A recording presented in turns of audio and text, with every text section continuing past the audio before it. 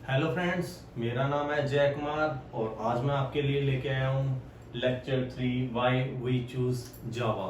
सो इसको डिस्कस करने से पहले मैंने फर्स्ट एंड सेकंड लेक्चर जो यूट्यूब पे आपसे शेयर किया था, काफ़ी लोगों को पसंद आया। होप ये लेक्चर भी आपको वैसे ही अच्छा लगेगा। और जिन्होंने अभी तक फर्स्ट एंड सेकंड लेक्चर नहीं देखा तो डिस्क्रिप्शन में से वो लिंक लेके इन दो वीडियोस को देख सकते हैं। और अभी तक जिन्होंने चैनल सब्सक्राइब नहीं किया तो प्लीज़ इस चैनल को सब्सक्राइब करो ताकि जब भी मेरी नेक्स्ट वीडियो आए तो वो आपको मिल सके। एंड एक और गुड न्यूज़ जो मैं आपको वीडियो के लास्ट में दूंगा, उसके लिए आपको वीडियो पूरी देखनी पड़ेगी। तो let's start with why choose Java.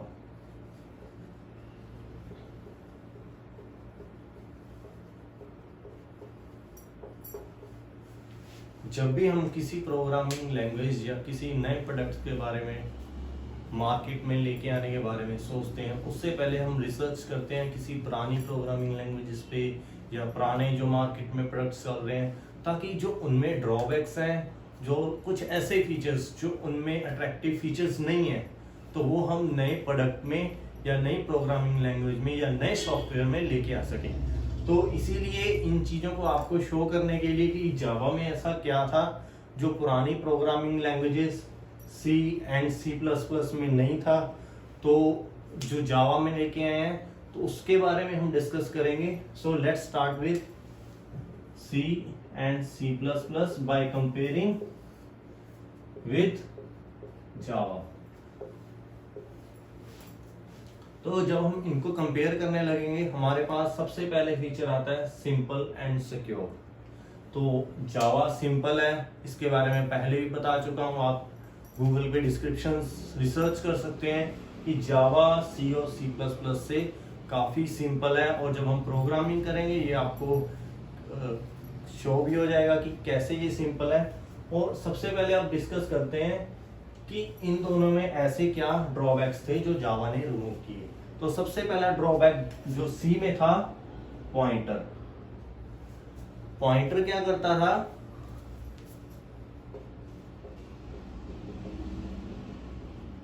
Pointer क्या करता था, हमें मेमोरी का एड्रेस दे देता।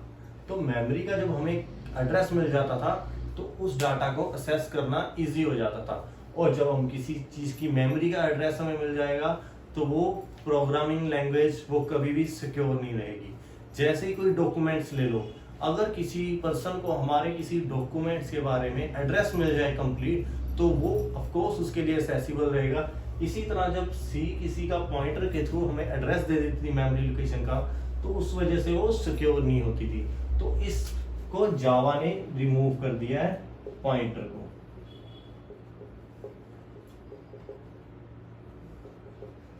और अब बात करते हैं कंपाइलर, और इसमें है कंपाइलर एंड इंटरप्रेटर।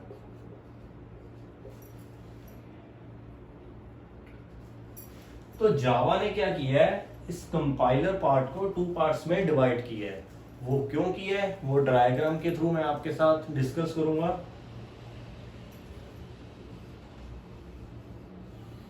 जब भी किसी सिस्टम में आप सी या सी प्लस प्लस का प्रोग्राम कंपाइल करते हो, वो कौन सी फाइल जनरेट करता है, .exe। ये आप सबको पता होगा, जो .exe फाइल है वो किस पे चलती है, विंडोज पे। इसीलिए जो सी और सी प्लस प्लस की लैंग्वेज है वो प्लेटफॉर्म डिपेंडेंट है और वो किस पे चलती है, विंडोज पे, क्योंकि .exe file only accessible by Windows. इसीलिए ये C and C plus plus किसी और प्लेटफॉर्म पे नहीं चलती। इसीलिए इस चीज को रिमूव करने के लिए स्पेशली जावा ने इस पार्ट को 2 पार्ट्स में डिवाइड किया। कैसे, कंपाइलर एंड इंटरप्रेटर। अब जावा ने कैसे किया, और जब जावा का प्रोग्राम किसी भी प्लेटफॉर्म पे जब कंपाइल होता है तो वो क्या करता है, उसकी डॉट क्लास फाइल को जनरेट करता है। अब डॉट क्लास फाइल को हम बाइट कोड भी बोल देते हैं, और ये जो बाइट कोड है वो एक्सेसिबल होता है ओनली बाय JVM जिसको अब कन्वर्ट कर दिया गया है JRE, जावा रन टाइम एनवायरनमेंट, और इसको बोलते हैं जावा वर्चुअल मशीन। इसके बारे में भी हम एक अलग लेक्चर में डिस्कस करेंगे कि JVM होता कैसे है, कैसे ये बाइट कोड को रीड करता है। तो इसको कंपाइलर एंड इंटरप्रेटर की बात करते हैं हम।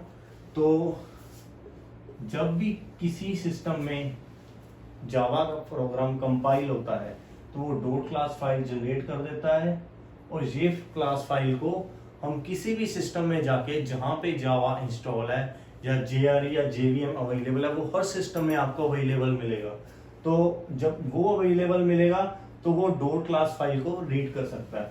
और डॉट क्लास फाइल जब आप ओपन करके देखेंगे, इसमें कुछ स्पेशल सिंबल्स होते हैं जिसको हम स्पेशल कैरेक्टर्स भी बोल देते हैं। उसको हम बाइट कोड इसीलिए बोलते हैं क्योंकि इसकी हर स्पेशल सिंबल की मेमोरी की स्पेस होती है 1 बाइट, इसीलिए हम इसको बाइट कोड भी बोल देते हैं। और ये बाइट कोड को अगर किसी सिंबल को आप थोड़ा सा भी एडिट करेंगे या इसमें ऐड करेंगे या, तो ये करप्ट फाइल हो जाएगी और ये फाइल JVM के द्वारा असेसिबल नहीं होगी। तो इसको अगर हमने JVM के द्वारा असेसिबल करना है तो ये वही फाइल होनी चाहिए जो जावा के द्वारा कंपाइल की गई है और JVM के लिए अवेलेबल है विदाउट एनी मॉडिफिकेशन। तो अब बात करते हैं इसकी। अब जब ये प्रोग्राम कंपाइल होता है विंडोज में, ये क्या करता है, सिस्टम की कॉन्फ़िगरेशंस के अकॉर्डिंग .exe फाइल जनरेट करता है जो कि सिस्टम डिपेंडेंट होता है। तो ये .exe फाइल ही विंडोज पे ही रन होती है। इसी वजह से मैं बार बार बोल रहा हूँ कि इस चीजों को रिमूव करके जो जावा ने एक पॉइंटर का रिमूव किया है और ये जो कंपाइलिंग पार्ट है इसको कंपाइलर एंड इंटरप्रेटर में डिवाइड किया है। कुछ आपको बुक्स भी मिल जाएंगी या कई पर्सन भी मिलेंगे ऐसे जो ये भी बोल देते हैं कि जो कंपाइलर है जावा का वो मॉडिफाइड कंपाइलर है। ये बात बिल्कुल सच है, इसका कंपाइलर मॉडिफाइड कंपाइलर है क्योंकि कंपाइलर बनाने में प्रोग्रामिंग लैंग्वेज बनाने से ज्यादा मेहनत लगती है। तो ये तो था, मैंने डिस्कस किया व्हाई चूज जावा, क्योंकि इन दोनों चीजों से हमें कुछ चीजें क्लियर हुई हैं कि एक तो जावा सिंपल है और सेकंड सिक्योर भी है।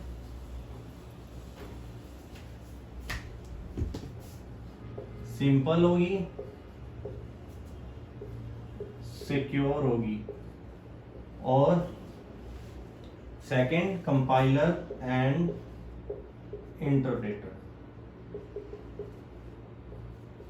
थर्ड फीचर मैंने ऑलरेडी डिस्कस किया हुआ था, इसमें क्लासेस एंड ऑब्जेक्ट्स बेस है और इसीलिए ये जावा के बारे में बता रहा हूं मैं।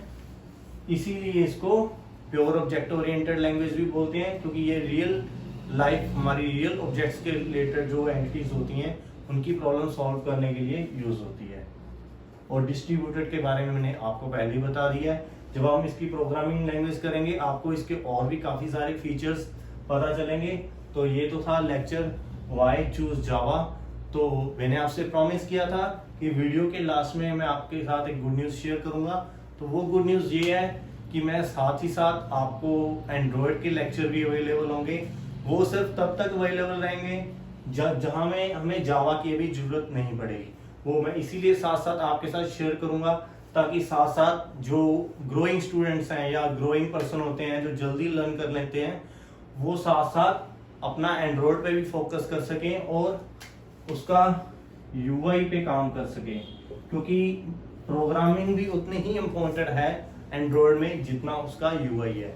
और थोड़ा सा हिंट देता हूँ, यूआई में एंड्रॉयड की XML लैंग्वेज यूज होती है डिजाइनिंग के लिए, और प्रोग्रामिंग के लिए पहले भी बताया था जावा एंड कोटलिन। तो जल्दी आपके साथ मैं नेक्स्ट लेक्चर शेयर करूंगा JVM, और इसकी वीडियोस भी साथ साथ आप एंड्रॉयड की आपके लिए अवेलेबल करता रहूंगा ताकि आप ज़्यादा से ज़्यादा नॉलेज कैच कर सकें। थैंक यू सो मच मेरा लेक्चर देखने के लिए। होप आपको ये भी वैसे ही अच्छा लगेगा। और जिन्होंने अभी तक चैनल सब्सक्राइब नहीं किया तो प्लीज़ इस चैनल को जल्द से जल्द सब्सक्राइब करो। Thank you so much and जल्दी मिलेंगे।